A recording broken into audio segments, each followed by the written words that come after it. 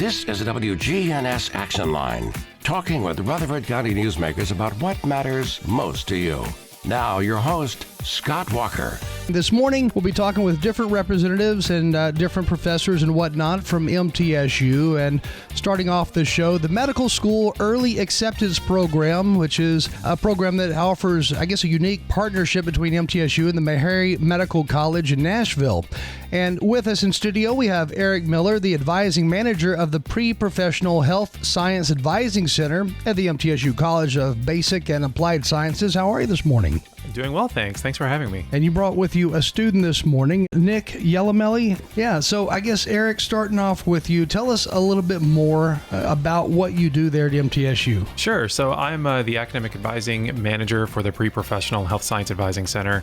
I work with students who are interested in pursuing a health professional career, something like medicine, dentistry, pharmacy, medical lab science, sonography, things like that. And I'm super excited about this program and trying to get the word out to students in the area who may be interested in applying. We have our deadline coming up on December 1st, and so we're really trying to get the word out and make sure that students understand what the program is all about so that they can get their application in and we can consider them for the program. It seems like anything in the medical field is extremely popular, and there's a lot of jobs available as well. Absolutely. Yeah, there's jobs all across the board. This one in particular, this program is for students who are interested in becoming a primary care physician in a rural or underserved part of Tennessee. And we know that there's a critical need for that in our state. And so we're trying to fast track students out into the community where they can be most helpful. So when you look at rural areas across the state, what population size are we talking here? Oh, that's a good question. I don't have those actual exact numbers. We have a list from the state that we send out to students that identify certain counties that have been identified as rural and underserved. And then within this program, how will this work as far as classes here in Murfreesboro at MTSU, then classes in Nashville, Meharry? How do they go about, X amount of hours here in town, then Nashville? What do they do? Sure. So it's a traditional pre-medical program, except that it's accelerated. So it's a 3-year program instead of a traditional 4. And so they take all the regular classes that a pre-medical student would take, like organic chemistry and biochemistry and microbiology and genetics. And they do that within 3 years here. And then if they get the scores that they need on the MCAT exam, the medical college admissions test, and if they have the right grades, they can move on to Meharry because they've already received admission to Meharry directly out of high school, which is a really unique part of this program. And then, Nick, where do you fall into all of this as far as being a student? So this is my first year at MTSU. I'm a freshman. What are your plans in the future and everything? Part of this program, as Mr. Miller mentioned, is you have to become a primary care physician in a rural area. And I think what really drove me to this program is in high school, I'd go to these hospitals and I'd see people traveling 30 minutes an hour plus just to get some good healthcare. And I think that really shows that there is a major issue here, and I'd love to be a part of the solution. If you, let's say, get a job somewhere, 3 hours from here, 2 hours from here, would your goal be to actually live in that community where you're working? Yeah, I think that's part of what this program wants, is that, if we're part of the community, we can see what the community needs and help bring change to it. So yeah, that would definitely interest me. And then, Eric, because it's so focused on rural communities, are there already contracts in place, hospitals that you're working with? What does that look like? Yes, Meharry has a residency program that is for rural and underserved areas. And so these students will be steered towards that residency program. So after their 4 years of education at Meharry, they'll do a traditional 3-year residency program. And then beyond that, they'll go out and hopefully work in that area. So do you help these students get jobs in the future after they graduate? That's a good question too. Our oldest class is in their 4th year at Meharry right now. So they've not yet graduated. They're still students at Meharry. But yes, I think that Meharry will help with that. And I don't think we don't expect or anticipate trouble with placing students for jobs. Now, do you know some of the areas where they will be working? I mean, some of the cities? I do not. I think it could be anywhere, deemed that rural and underserved area. And then is funding available through the state? Is that what's helping to fund all this? Yes, we are very fortunate to receive funding from the state. And students in this program receive a really generous scholarship. They get, students can attend tuition free, which is really fantastic. And it's not just tuition free at MTSU, but it's also tuition free at Meharry. So there's an opportunity here for students to spend 3 years at MTSU without paying any tuition or fees, and then then move into Meharry and not have to spend any tuition and fees there as well. And they come out with a bachelor's degree from MTSU and a Doctor of Medicine degree from Meharry Medical College. So to do this tuition free, are they, signing a contract with the state saying, I agree to work in a rural community once I graduate? Exactly right. Yeah. So it is understood, and they do need to sign something that says once they graduate, after they finish their residency, they need to spend a period of 3 years working in a rural or underserved area as part of payback for the scholarships that they receive for the program. And it has to be in Tennessee, right? It does have to be in Tennessee. Our dollars come from the state of Tennessee. We recruit only students within the state of Tennessee, and then we expect that they will work in Tennessee. Now, for a doctor who's working in some of these more rural areas, is there any chance they won't have enough patients to cover their bills, or what does that look like as far as the patient numbers go? Yeah, we don't expect that. I think that there'll be plenty of work for the doctors once they're out in the field, and that's part of the reason why I think primary care was selected as the main attraction, as the main specialty. That way, they can serve as many as many patients as possible when they're out in their working capacity. And then, Nick, going back to you as a student right now, what do you foresee in the future as far as the world of medicine, especially in rural communities? Yeah, medicine's always changing, but that's kind of part of it, right? You're always learning something new, and I really like that portion of medicine. That's kind of why I chose the program. Now, do you foresee needing funding to buy any equipment or anything along those lines? Because when you look at more rural areas, I would guess a lot of the areas there's not a lot of funding available for things like equipment. Right, yeah. At these primary care hospitals, some of them don't have the high-tech technology, but, that's kind of part of the challenge, and I think that's kind of a good way to learn. And yeah, I think. And then, Eric, the students you've been working with, do they seem excited about working in more rural areas and a country, a small town type setting? Absolutely. I think that's really what draws them into the program. And that's really what we're looking for too, is we want students who are interested in working in these areas, who know that they want to be primary care physicians, who want to make the most amount of impact in with the greatest amount of people in the smallest amount of time. So where did the idea behind all this come from? I believe it came from Dr. McPhee, the university president, and some legislators were getting together and thinking about, they knew this was an issue and how they could solve this critical issue. And now one of the requirements, you need to be a Tennessee resident in order to get the full scholarship. That's right. Yes. Is that really the main requirement? I mean, other than, you have to graduate high school, of course, and meet those basic requirements, but is there anything else? There are, yeah. So we're looking for, of course, our high achieving students. And so you have to have a high school GPA of a 3.5 or higher. You have to have a 28 composite ACT score or higher. There's a pretty rigorous admissions process. And, again, the students are gaining admission not just to MTSU, but also to Meharry Medical College. And typically that doesn't happen until a student's third or fourth year of college. And so this is, again, a unique opportunity for students coming directly out of high school to gain entry and get their acceptance to medical school right off the bat. Now, what happens if that student doesn't end up graduating and, in the forecasted schedule that, they're hoped to graduate? Sure. Yeah. So when that happens, we have an off-ramp for students. Our program is very closely mirrored to a biochemistry degree. And so we've had students in the past who have come out of the program, completed a Bachelor of Science in Biochemistry, and then gone on and either worked in the field or tried again for medical school or another professional school. So if they do that, will they still have to, or will it be charged to them? Will they have to pay for anything? Their scholarship ends if they're no longer in the program. So yes, once they deviate from the route that they've chosen for the Meharry program, the medical school or the acceptance program, then they lose that scholarship, unfortunately. And again, how many students do you have right now in this program? We've got 6 students in our newest cohort that Nick is a part of. We have, I think, 3 students in the cohort above them, and then 3 students in the cohort above that cohort. And then we also have 3 groups at Meharry as well. And there's trying to get this right, 5, 2, and 6, I think, at Meharry right now, if I'm getting my numbers correct. So is there a cutoff period? You can only have X amount of students involved in this? We are looking for 10. We are looking for cohorts of 10 to 15. And so, that's why we're really hoping to drive up our applications and are looking for the best quality students out there. And so if you're listening and interested in applying, remember December 1st is your deadline to get all of your materials in. Now, what about students who do want to go into a more specialized field once they earn that degree?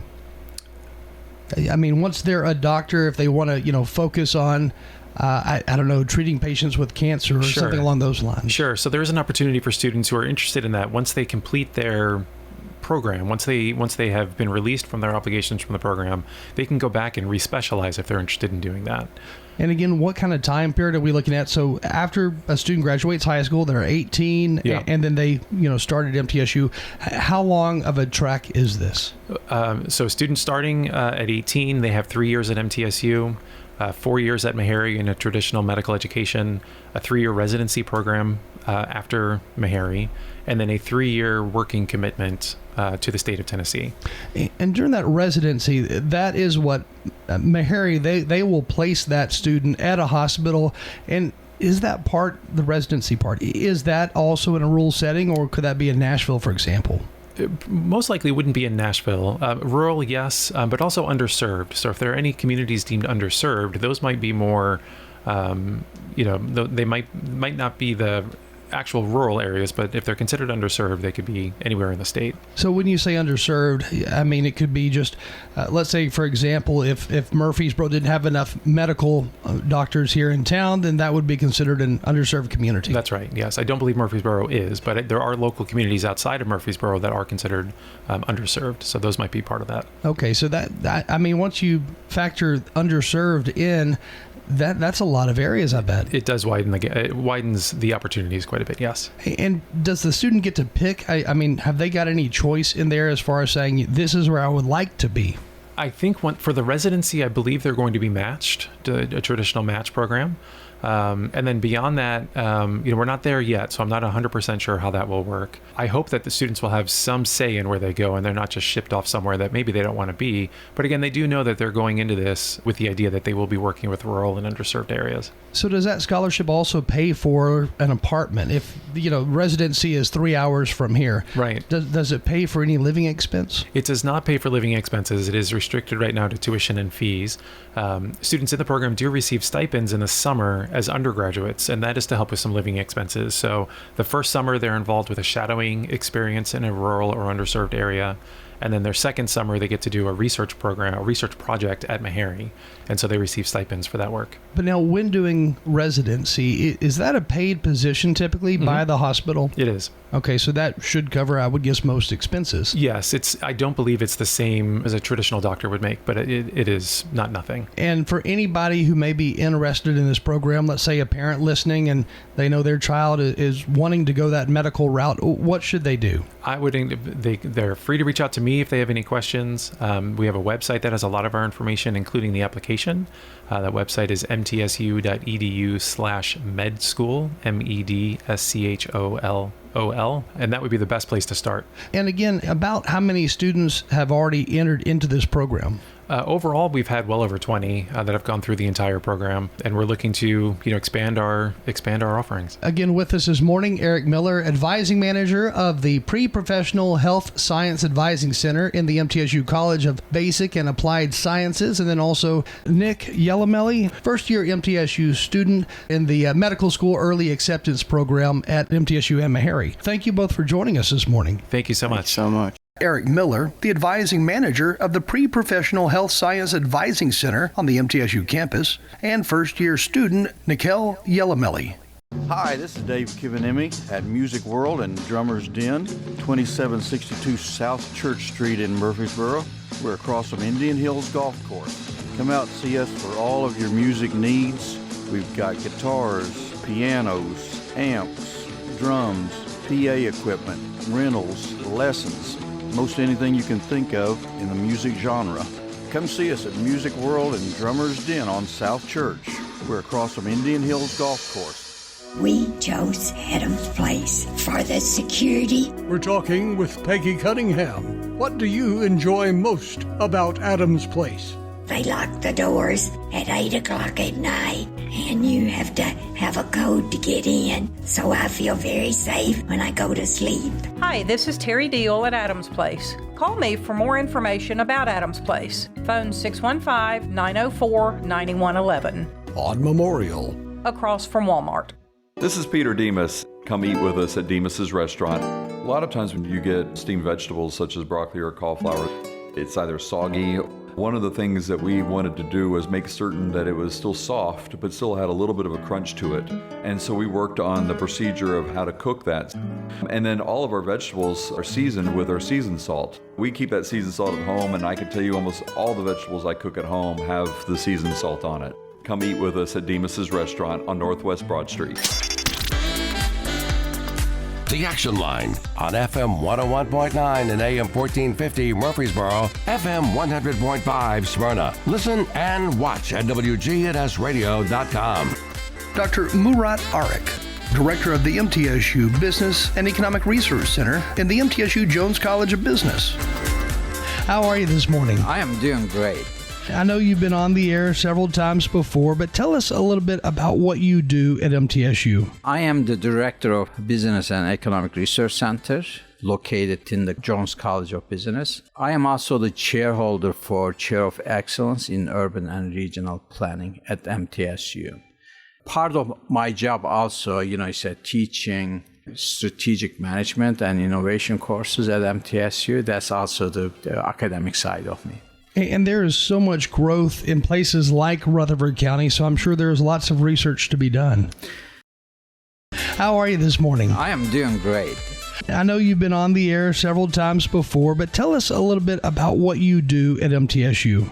So I am the Director of Business and Economic Research Center, located within the Jones College of Business. I am also the chairholder for Chair of Excellence in Urban and Regional Planning at MTSU. Part of my job also, is teaching strategic management and innovation courses at MTSU. That's also the academic side of me. And there is so much growth in places like Rutherford County, so I'm sure there's lots of research to be done. The growth is phenomenal. I remember way back, 2003. That's the time I came here. It's 21 years ago. When we arrived here, we were trying to find a Starbucks. It's just like, coming from Hartford, Connecticut, Northeast, and, it's like, okay, it's just, we were like, it's almost having second thought, but then things start really blooming. It's incredible. And since then, the growth is sixfold or tenfold, actually. It's just tremendous. Does that make it a better, more interesting type place to be when it comes to doing research, when it comes to the business climate? Always, when you have growth, you have tremendous opportunities. If you are trying to make your own, it's a professional growth. Actually, that's the perfect time and perfect moment just to shine. But of course, growth also brings lots of challenges. It's especially, you have the infrastructure, the basic infrastructure. You have a limited resources and huge influx of people, lots of people coming to the region, and then, of course, you have a problem there. You need to really take care of so many things in a short period of time and with the limited resources. That's the challenge part. It's just, we see both of them at the same time when you have those growths. One of your latest research projects actually took a look at alumni-owned businesses. And what did you find with that? Let me give you a little bit about the study itself. So every 4 or 5 years, we look at both the MTSU's impact and MTSU alumni's impact.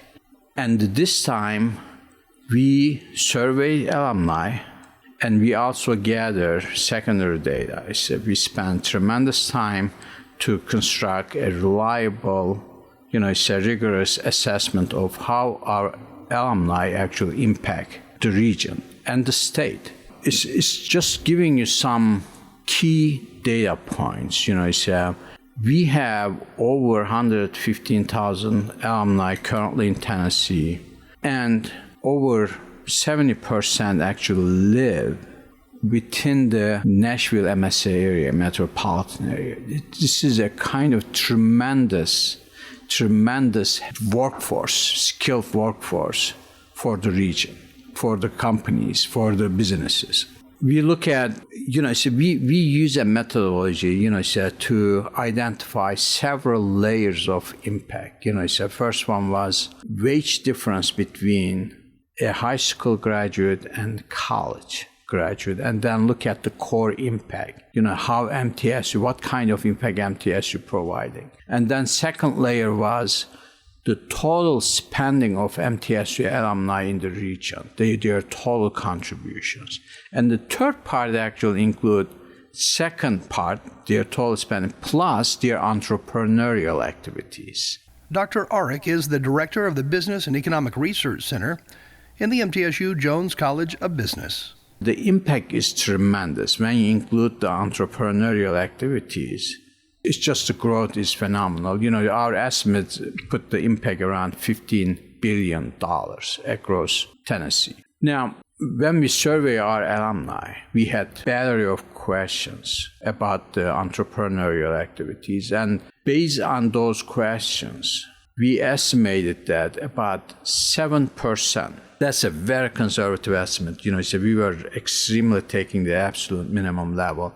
7% of our alumni engage in business activities, their own businesses. Some of them, it's just simply single person operation, but many of them, simply, out there setting up their own business, employing significant number of people, and, helping region grow tremendously. And I guess even for single person operation type businesses, they too had an impact, because I'm sure products they sold, companies they work with, whatever that picture may look like. It's definitely, even if a single person, so when you talk about entrepreneurial activities, you are talking about several things. Of course, the talent is key, and then the leadership too. So that leadership part is tremendous. Even if you are a single person employee, you are a leader in your community and trying to change the dynamics and make a difference in the lives of the people that, so you work and live together, in counties across Tennessee. The types of businesses out there that you have MTSU alumni working at, was it a wide variety? It is wide variety. The survey responses we received, this was the first survey we had, and the responses, not many, so it's hard to make, a broad generalization, but based on the limited data we have, it's just across the field. It's not really, concentrated in certain areas. And then here in Rutherford County alone, the MTSU alumni residents, that number stands at around 32,500. Yes. I remember Chamber President actually made a remark, in the press release, and he said,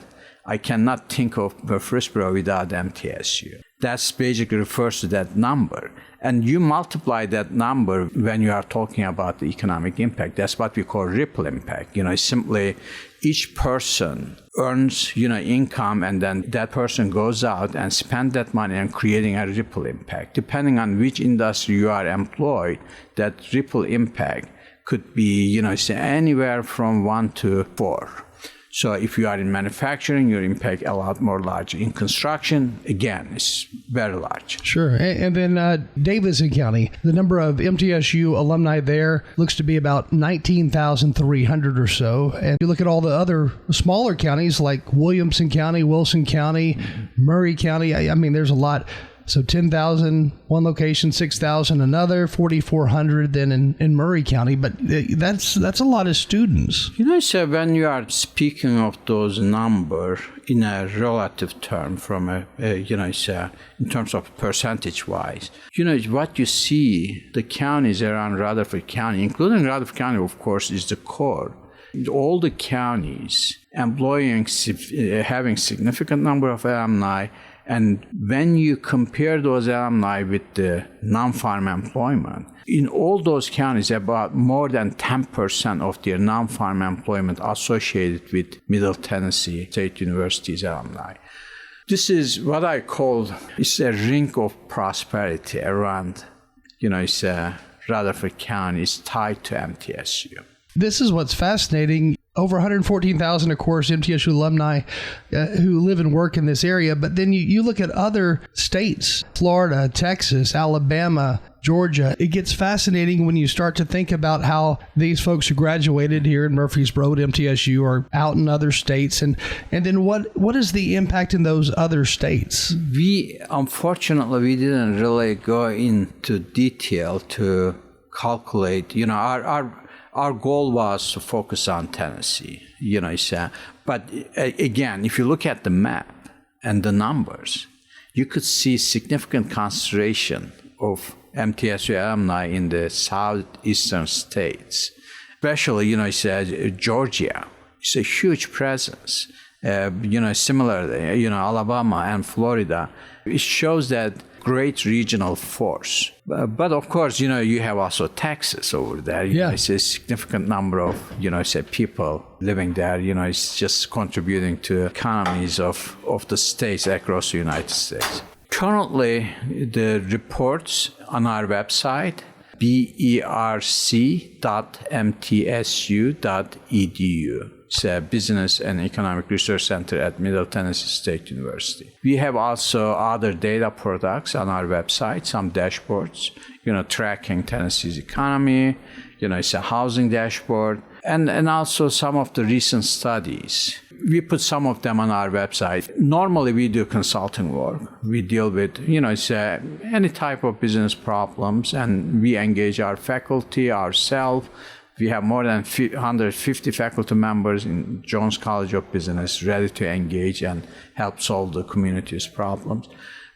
Some of them strictly confidential, maybe consulting, but many of them publicly available on our website. Sounds good. Well, again, thank you for joining us this morning. Thank you very much. It's my pleasure. Thank you. Dr. Murat Arik, the Director of the Business and Economic Research Center in the MTSU Jones College of Business. We're excited to announce that Capstar Bank is now officially a division of Old National Bank. The friends you've made while banking right here over the years are still here, and so are those delicious, warm, homemade cookies.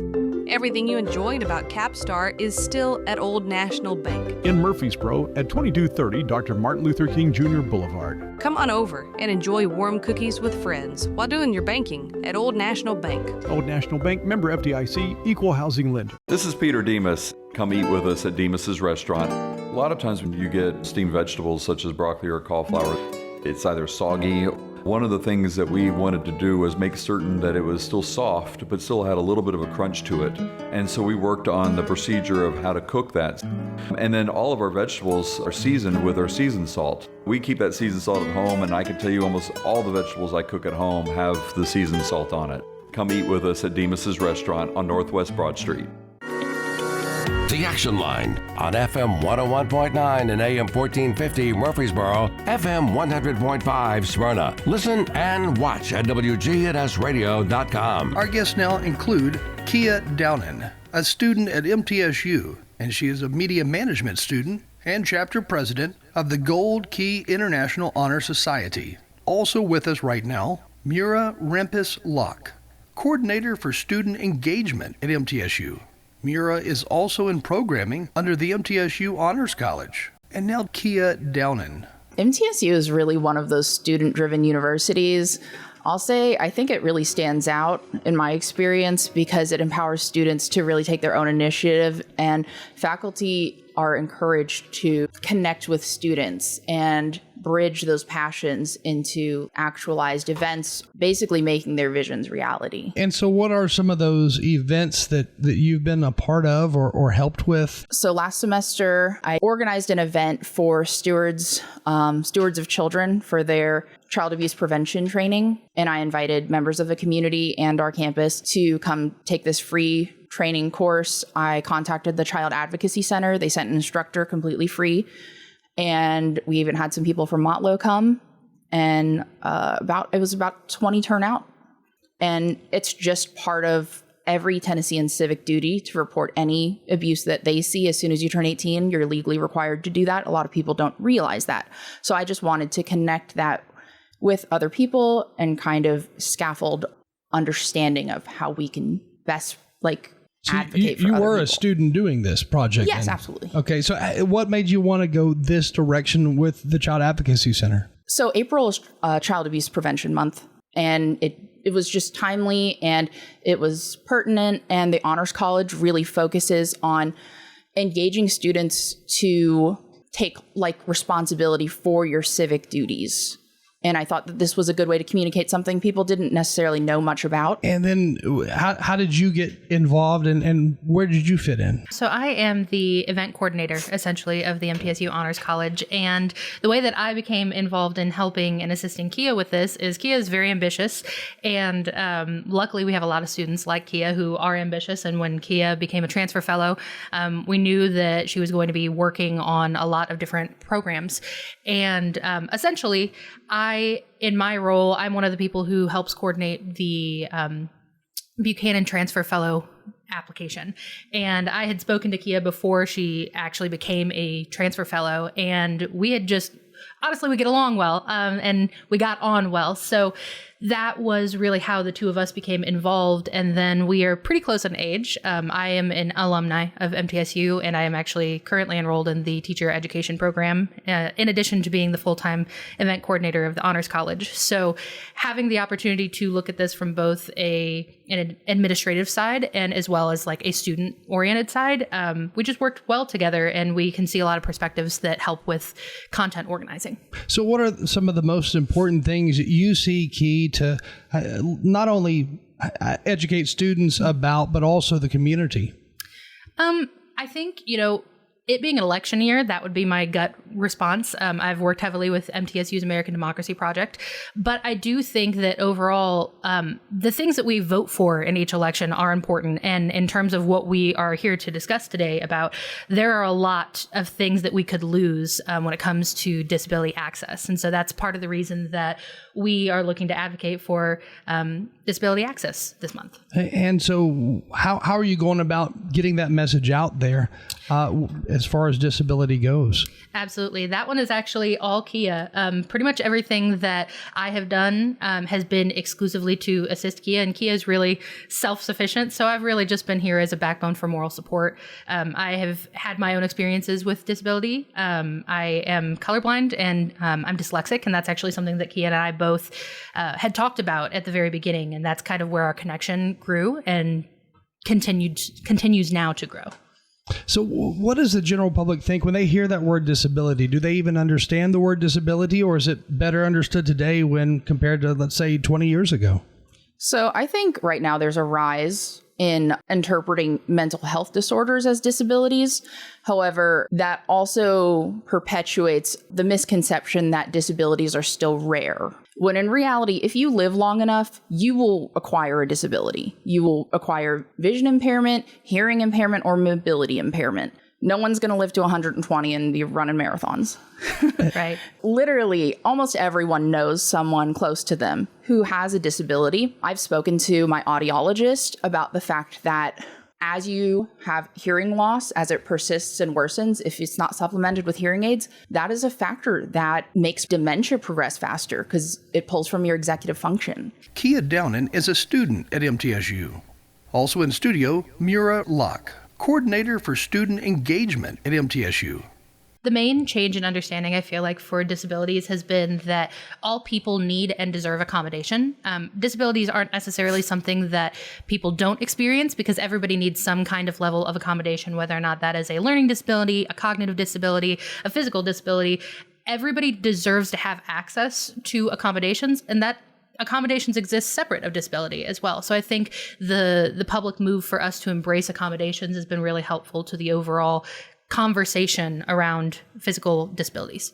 Is there a basic problem of just the average person out there understanding, believing even a person has a disability if they can or cannot see that disability?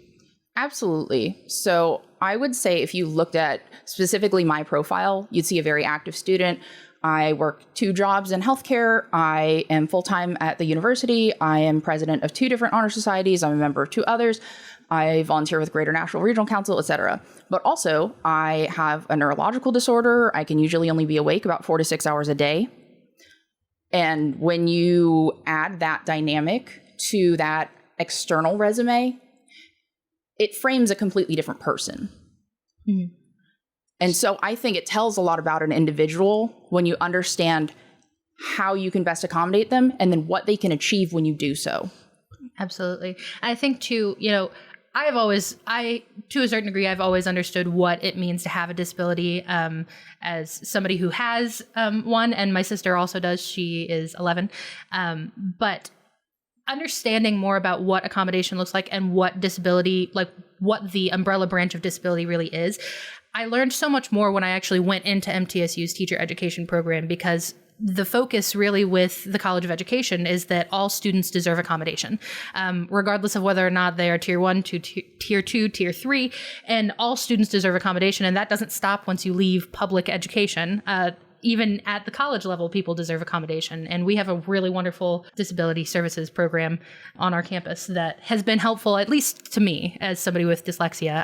I've gone for testing help before. So it looks different for everybody. And I think the general consensus and rhetoric over time has changed to be more disability positive. People understand that disability is not just physical disability. Is there a better understanding of disabilities on a college campus versus off a college campus? In my experience, I would say yes, because we are, as educators and as a future educator, we are aware of what it actually takes to get a child or a student from point A to point B. And we have a goal of what we want a student to be able to learn. And it is our job to assist them in any way that we can. And so I think that, if you are going into the field of education, you have a love not only for the subject that you're teaching, but for the students that you are impacting. And you can't support a student without also accommodating them.